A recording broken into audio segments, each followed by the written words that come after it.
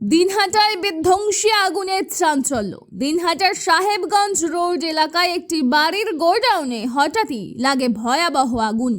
মুহূর্তের মধ্যে আগুন ছড়িয়ে পড়ে গোটা গোডাউনে। ঘটনায় ব্যাপক চাঞ্চল্য ছড়ায় এলাকায়। খবর পেয়ে ঘটনাস্থলে পৌঁছায় 3টি দমকলের ইঞ্জিন।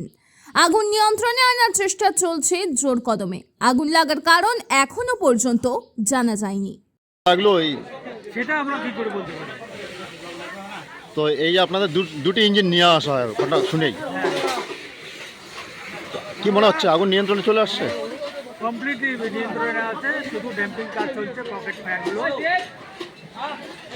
এরপরে যদি জলের প্রয়োজন হয় আমরা জল নিয়ে আসবো, ব্যবস্থা করে দেবো, কমপ্লিট করে দেবো। ভয় নেই।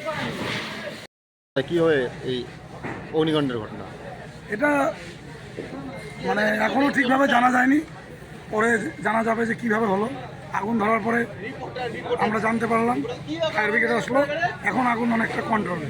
আমাদের মাননীয় মন্ত্রীও এসেছিলেন, তিনিও এসে দেখে গেছেন, দেখে যেখানে যেখানে প্রশাসনের পক্ষ থেকে সহযোগিতা করার দরকার সব জায়গায় ফোন করে দিয়েছেন। এখন আগুন কন্ট্রোলে। এখন শুধু ওনার গোডাউনে আগুন লেগেছে, গোডাউনের মালপত্রগুলো ঠিকমতো যাতে সুরক্ষা থাকে। পুলিশ প্রশাসন আছে, এসডিপিও সাহেব আছে, সব দেখছে, মোটামুটি কন্ট্রোলে। ঘটনাস্থলে তো দুটি ইঞ্জিন নিয়ে আসা হয়। হ্যাঁ আগুন নিয়ন্ত্রণ বর্তমানে? হ্যাঁ, আগুন কয়টি ইঞ্জিন নিয়ে আসা হলো? 3টা ইঞ্জিন এসছে। তিনটে।